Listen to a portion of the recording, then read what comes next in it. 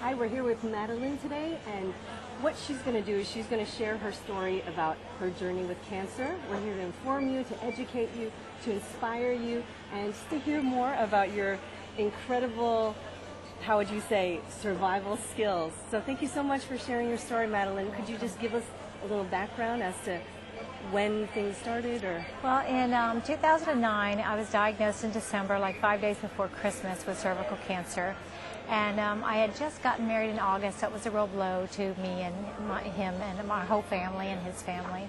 And the thing is that, you know, we go through life with the women, we all go to a gynecologist, and usually an ob-gyn, because we're always thinking we want to have babies and this and that. And when our pap smears come up irregular, we really don't understand that the thing is that we should automatically go to an oncologist, GYN, so that we can get a little more idea of the possibility that we might have something going on there that could cause cancer. Okay. So I was never referred to an oncologist, and I had irregular paps in 05, 07, 09, and then finally he sends me in for a real surgical biopsy, and the cancer had spread rapidly. And it went into my lymphatic system, in my lymph nodes, all around my belly button. So I was rushed in for an emergency surgery in January to take out 15 lymph nodes, and 14 were cancerous. Wow. And then, of course, right after that, they proceeded with 6 weeks of treatment with chemotherapy. I underwent about 37 radiations. And with the chemo and radiation, it's very hard to get through because it tears down your white blood cells. You get very sick. And at the end of it, I was hospitalized several times for kind of like an overdose on chemo, because it gets so strong in your system, they have to adjust it. And of course, they didn't do it in time. And then at the end of that, I had to have a transfusion because it killed so many white blood cells. That's when you stroke out if your body's not strong enough, you know, and you get real weak. So they did a transfusion, and then I started feeling better. But then again, the cancer spread again. Then it went to my lymph nodes in my neck area. So almost a year had went by, almost, and then I had to have surgery again on my neck, where they took out more lymph nodes, and now it's spread to my sternum, where we're still radiating to this day to take out more, to fight off more of the cancer. They didn't want to operate, they wanted to fight it off. But after the first series of my cancer and radiation treatments, there was another treatment that was a little barbaric that I couldn't even undergo because my body wasn't strong enough. The doctor stopped because he said I'd have a massive heart attack. But in the interim, I had went online and by miraculously found this doctor that I was referred to from somebody in a health food store that was in Italy, that she told me was curing cancer with baking soda for 3 cents a dosage.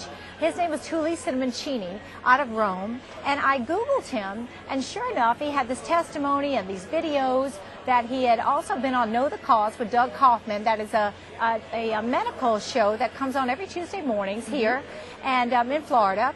So I went to all the little I went to look at all his videos to see what he had done and how he was doing it. And then I actually got his email, and I emailed him and said, baking soda, how can I be cured with baking soda? Because I can't fly to Italy. I don't have the money or the means to, I didn't have insurance, in other words, for Italy.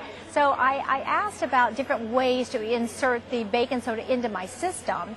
And so, as ladies, what we do to cleanse our system.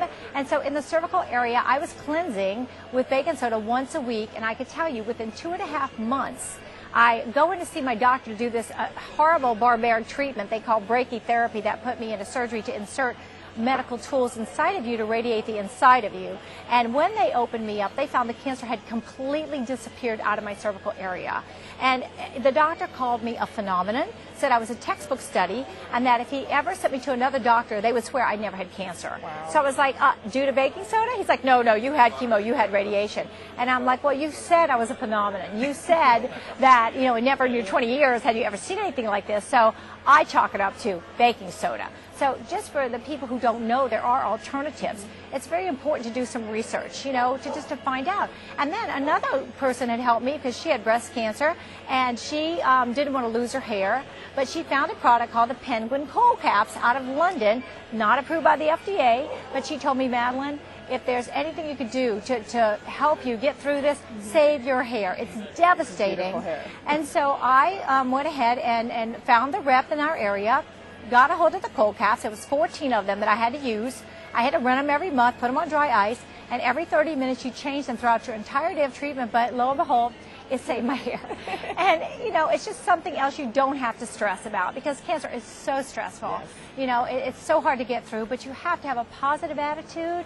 You have to kind of, I know it's always on the forefront of your mind when you're diagnosed, but you have to put it in the back and just forget it and live your life, you know, because it's up to God's timing, you know, when He's going to take us. So you're just going to have to, you know, I'm still going through my treatments, but I'm still working, I'm feeling good, and I'm just praying that it's going to be over soon. So I hope it helps someone and inspires someone. You know, if it changes one person's life and helps them, I hope that that's what we achieved here today. But thank you so much, Eva, for being here with me and interviewing me. I really appreciate it. No, and thank you, Madeline, for being such an inspiration to all of us. There's many of us praying, supporting you. We are so inspired by how strong she has been. I mean, she is really a testament to survival and to keeping high in spirits. And thank you very much for really sharing all the interesting little aspects and details of things that we really usually don't hear about. Thank you all. You're welcome. Thank you.